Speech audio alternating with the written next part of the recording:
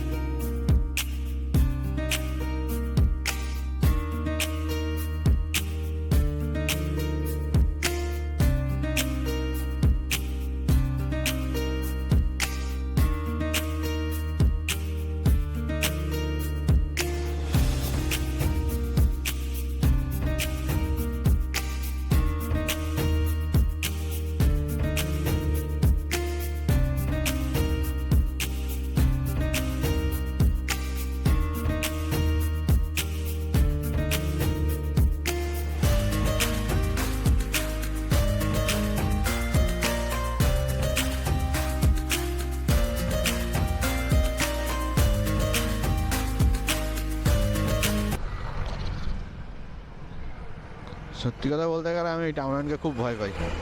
টাউনলাইনে দুবার আচার খেয়েছি শুধুমাত্র চাকা আটকে। এই টাউনলাইন যে কি ডেঞ্জার, মানে কিছু বলার নেই। টাউনলাইন হচ্ছে বিভৎস ডেঞ্জার জিনিস। এই পৌঁছালাম শ্যামবাজার মোড়। আর শ্যামবাজার মোড় বাড়ির থেকে আসতে টাইম লাগলো হচ্ছে 35 মিনিটস।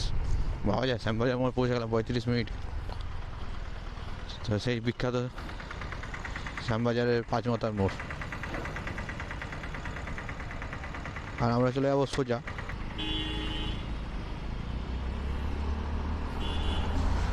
আমরা এসে উপস্থিত হয়েছি এখন বাগবাজার, আর এই সোজা চলে আছে বহনগর। আমরা এখান থেকে এখনো বড়মার ডিস্টেন্স মাত্র 2 কিলোমিটার, আর টাইম লাগবে 1 ঘন্টা। যদি 1 ঘন্টার মধ্যে পৌঁছে যাই তাহলে আমরা 1.5 ঘন্টার মধ্যে পৌঁছে যাবো। চলো দেখা যাক 1 ঘন্টার মধ্যে পৌঁছতে পারি কিনা। সেই নতুন টালা ব্রিজ, আমরা এখন উপস্থিত নতুন টালা ব্রিজে।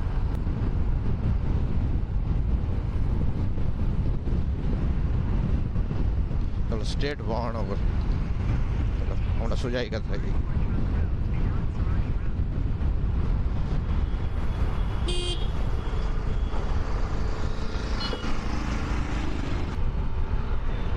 এখন অবধি আমরা এসে পৌঁছালাম পানিহাটি ঘোলাতে। আর এখান থেকে এখনও নৈহাটি বড়মার মন্দিরের ডিস্টেন্স হচ্ছে 36 কিলোমিটার। গুলবজে যেতে সময় লাগবে 40 মিনিট। আর বাড়ি থেকে এখনও অবধি এসেছি হচ্ছে 32 কিলোমিটার, টাইম লেগে গেল 1 ঘন্টা 10 মিনিট। আর এখান থেকে আর 1 থেকে 1.5 কিলোমিটার পরেই নিয়ে নেবো হচ্ছে কল্যাণী এক্সপ্রেসওয়ে। এবার এখান থেকে নিয়ে নেবো লেফট সাইড, আমরা উঠে এলাম কল্যাণী এক্সপ্রেসওয়ে। আর এখান থেকে 28 কিলোমিটার গেলেই পৌঁছে যাবো হচ্ছে বড়মার কাছে।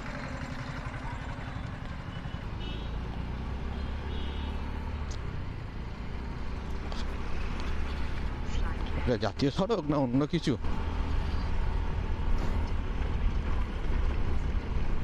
শুরুতে প্রথম উঠলাম, এনেছে উঠেই প্রথম এরকম পেলাম। বাবারে বাবা, বাবারে বাবা, মনে হচ্ছে আগের রাস্তা খুবই ভালো হবে। হয়তো এখানে রাস্তার কাজটা হচ্ছে বলে এরকম রাস্তা, তবে সামনে দিয়ে মনে হচ্ছে রাস্তাটা খুব সুন্দর হবে।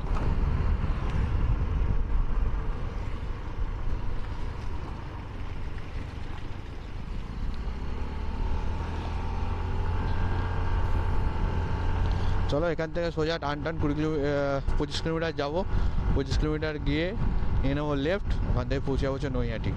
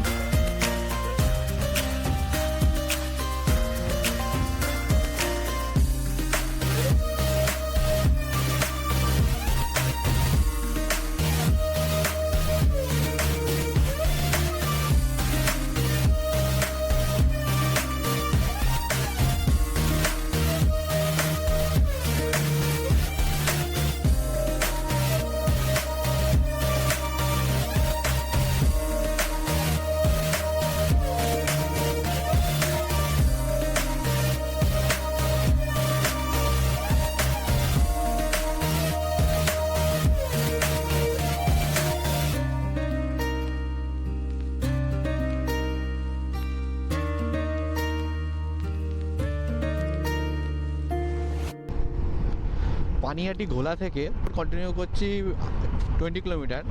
এই 20 কিলোমিটারের মধ্যে শুধুমাত্র একটা জায়গায় প্যাচেস ছিল, যেন ফার্স্টেই ওখানটা যদিও ফ্লাইওভার হচ্ছিলো, সেই জন্য একটু রাস্তাটা খারাপ ছিল। বাট তারপর রাস্তা এত সুন্দর, মানে এত সুন্দর মেনটেন করা হয়েছে যে লোক মানে মনে হচ্ছে চলতেই থাকি, মানে এই রাস্তা ছেড়ে বেড়াতে ইচ্ছা করছে না, এত সুন্দর। তো একটু পরেই আমরা এই রাস্তা ছেড়ে বেরিয়ে যাব, কারণ এই তো এখান থেকে আমরা বাদিক চলে যাব। এখান থেকে নৈহাটি আর 2 কিলোমিটার, আর সোজা চলে যাচ্ছে কল্যাণী, আর ডান দিকে চলে যাচ্ছে 25 কিলোমিটার হচ্ছে তোমার হাবড়া। আমরা বাদিক নিয়ে নেবো নৈহাটির দিকে। তো একটা ছোট্ট ভুল হয়ে গেল, ফ্লাইওভারটা ক্রস করে এসে বাদিকে ঢুকলেই ভালো হতো। ও কোনো ব্যাপার না, নিচের রাস্তাও একদম ওয়েল মেনটেন। উপর রাস্তায় যা সময় লাগছে নিচের রাস্তাও তাই সময় লাগতো। এখান থেকে আর 2 কিলোমিটার বড়মান মন্দির, আর লাগবে বলছে 10 মিনিট। 10 মিনিটের মধ্যে পৌঁছে যাবো। এখান থেকে বাদিক নিলে সবথেকে বেটার ছিল, যদি এখান থেকে লেফট নিতাম তাহলে সবথেকে বেশি বেটার ছিল। আমরা পৌঁছে গেছিলাম 8:15-এর মধ্যে, আর আমাদের যেতে সময় লেগে গেছিলো 1 ঘন্টা 45 মিনিট। আমরা পৌঁছে যাওয়ার পর ওখানে একটা দোকান থেকে নিয়ে নিয়েছিলাম ডালা এবং দাঁড়িয়ে বসলাম লাইনে। আর মন্দির খুলে যায় 8টার সময়। আমরা লাইনে দাঁড়ানো 10 থেকে 15 মিনিট পর খুলে দিয়েছিল হচ্ছে দরজা। এবার আমরা একে একে সবাই মিলে ঢুকে গেলাম, আর ভেতরে ঢুকেছিলাম একসাথে 100 থেকে 150 জন লোক, এবং সবাইকে সুন্দরভাবে লাইনে দাঁড় করানো হয়। লাইনে দাঁড় করানোর পর সবাইকে দেওয়া হয় ফুল, এবং পুরোহিতরা মাইকের মাধ্যমে উচ্চারণ করে মন্ত্র, এবং আমরা সবাই লাইনে দাঁড়িয়ে দিদি অঞ্জলি দেওয়া শেষ হয়ে গেলে আমরা একে একে এগোতে থাকি, এবং ডালা থেকে ফুল মিষ্টি সবাই সব কিছুই মায়ের পায়ে ঠেকানো হয়। আর আমরা আমাদের নাম গোত্র বলে আবার পুজো দিই। তারপর একে একে সবাই বেরিয়ে পড়ি। আর ভিডিওটা পুরোটা দেখাতে পারলাম না, তার কারণ ভেতরে ফটো আর ভিডিও তোলা নিষিদ্ধ। তবুও যেইটুকুনি পারলাম সেইটুকুনি আপনাদের সাথে শেয়ার করলাম। আর এই ভিডিও শেষে থাকবে আপনাদের সুবিধার্থে মন্দির খোলার সময় এবং মন্দির বন্ধের সময়, আর থাকছে সন্ধ্যা আরতির সময়টা, সেটা ভিডিও শেষে আপনারা দেখতে পারেন। পুজো দেওয়া শেষ হয়ে গেলে আমরা চলে গেছিলাম আরও দুটি ঘোরার জায়গায়, এক নৈহাটি ফেরিঘাট আর দুই ব্রহ্মকালীর মন্দির। প্রথমে চলে গেছিলাম নৈহাটি ফেরিঘাটে। নৈহাটি ফেরিঘাটে ঠিক উল্টো দিকেই হচ্ছে চুঁচুড়া ফেরিঘাট। যারা চুঁচুড়ার বাসিন্দা বা যারা থাকেন চুঁচুড়া ফেরিঘাটের আশেপাশে, তারা খুব সহজেই ফেরি পারাপার করে চলে আসতে পারেন বড়মার মন্দিরে এবং বড়মার মন্দিরে এসে দর্শন করে যেতে পারেন। আর এই নৈহাটি ফেরিঘাট আসার একটু আগে বাদিকে পড়ে বোমবই মায়ের মন্দির। আপনারা চাইলে এখানে এসে বোমবই মাকে পুজোও দিয়ে যেতে পারেন। আর এই গঙ্গার পাড়ে বোমবই মায়ের মন্দির খুবই সুন্দর, আপনারা চাইলে এখানে এসে একবার দর্শনও করে যেতে পারেন।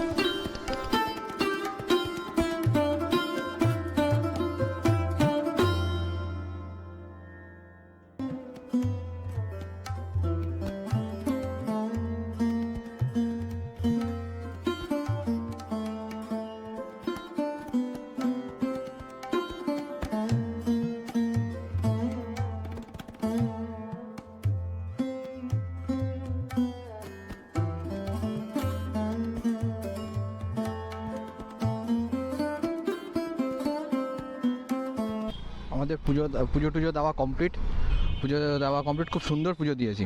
ভেতরে খুব ফাঁকা ছিল এবং সুন্দর পুজো দিয়েছি। দিয়ে এখন আবার এই বাড়ির উদ্দেশ্যে বেরিয়ে পড়েছি। এখন বাজে বেলা 9:30। আমরা এখানে এসে পৌঁছেছিলাম বেলা 8:10-15।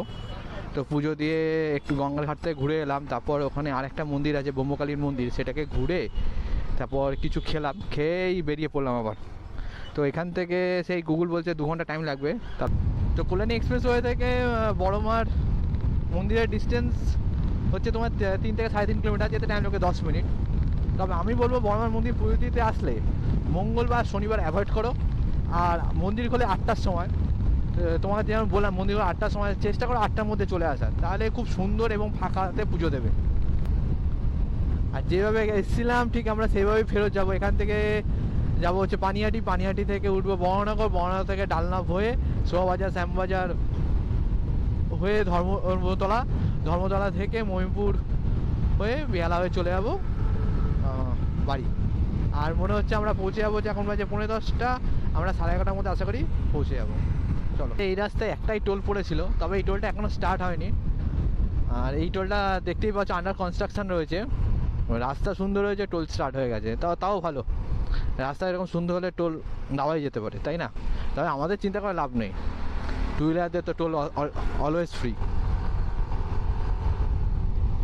এখন অবধি নৈহাটি দিয়ে এলাম 22 কিলোমিটার, আর রাস্তায় টাইম লাগলো ওই আধা ঘন্টার মতন। রাস্তা ফাঁকা ছিল আর সুন্দর রাস্তা, তো একটু রুট প্ল্যানটা একটু চেঞ্জ করলাম। তোমাদের বলেছিলাম প্রথমে যে আমরা যেভাবে এসছিলাম, যেমন বড়নগর আর ডালনা হয়ে বেরাবো, কিন্তু ওদিকে দেখাচ্ছে গুড় রাস্তার জ্যাম। তো একটু রুট প্ল্যানটা চেঞ্জ করলাম। আমরা এয়ারপোর্টে 1 নম্বর গেট হয়ে ওখান থেকে বাগুইহাটি লেক টাউন ধরে বাইপাস ধরে এজেন্সি মা উড়ারপুর ধরে পৌঁছে যাবো, আমরা চলে যাবো। এই রোডটা একটু অ্যাভয়েড করলাম কারণ রাস্তাটা জ্যাম বলে। বিআইটি দিয়ে এখন উঠলাম আমরা বেলগড়া এক্সপ্রেসওয়ে। এবার এখান থেকে এয়ারপোর্ট গেট নাম্বার 1 হয়ে পৌঁছে যাবো। তবে আমি বলবো কল্যাণী এক্সপ্রেসওয়ে ঘোলা থেকে ডানলাপের রাস্তাটা নামাই ভালো, কারণ ঘোলার পর এই রাস্তাটা খারাপ, আন্ডার কনস্ট্রাকশন চলছে, ব্রিজ হচ্ছে, রাস্তায় অনেক গর্ত, বৃষ্টি পড়েনি বলে, বৃষ্টি পড়লে রাস্তা কাদা হয়ে যাবে। তো ওদিকে রাস্তাটা নামাই বেটার।